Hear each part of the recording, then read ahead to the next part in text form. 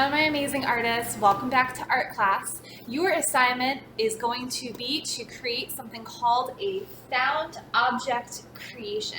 Now, this is a very open-ended project. It's going to have a lot of opportunities for you to be creative.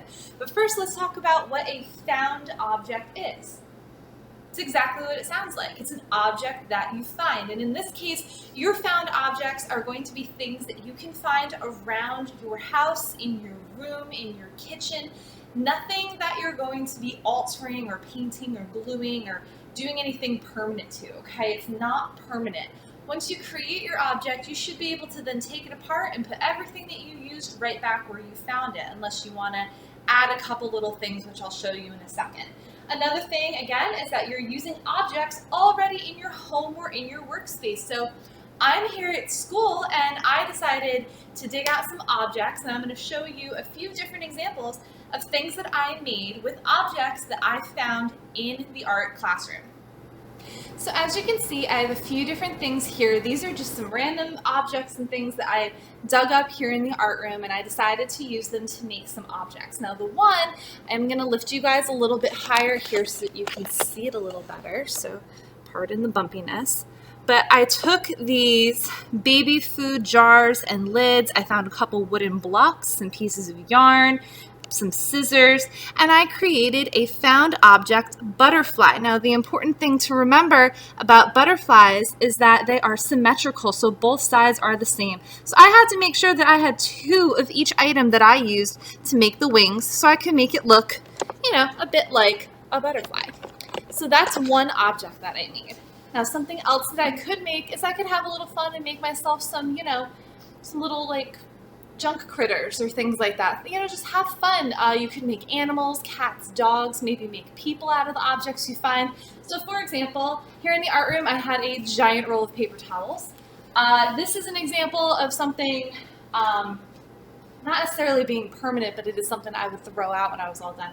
So I had some paper scraps laying around, so I just took some Scotch tape and just taped some of the paper scraps to the top of my paper towel roll to make it look like hair. My paper towel roll man is coming apart. I took two Post-its and I cut them into circles and just added eyes. I could take another piece of yarn. And again, I'm just using tape because I don't want to, permanently stick this mouth onto my little paper towel person that I'm creating here. But he's got a funny little mouth now. I kind of really like that. And if I wanted to, maybe I could, take one of these baby food lids, maybe attach it there and give him a nose. I have another little person that I'm starting down here on a paper plate. Now, if you have extra paper plates at home, you could draw and color on them if that's okay. But if you're trying not to waste supplies, just lay things down. So I have two rolls of tape for eyes on the inside, and I'll lift this up when I'm done. I actually have dice on the inside to be the pupils.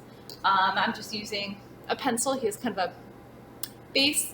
I could pull one of these baby food lids and boom, there's my nose. Or if I wanted a more interesting nose, I could use my scissors maybe. Ooh, that's an interesting look right there. And then, I could kind of just create things with it. I could make it look like a strange little panda bear, actually. And I am going to lift the camera and show you guys what I'm creating here. It is getting a little weird here. All right, I'm going to lift you guys up and show you my little panda bear almost that I made.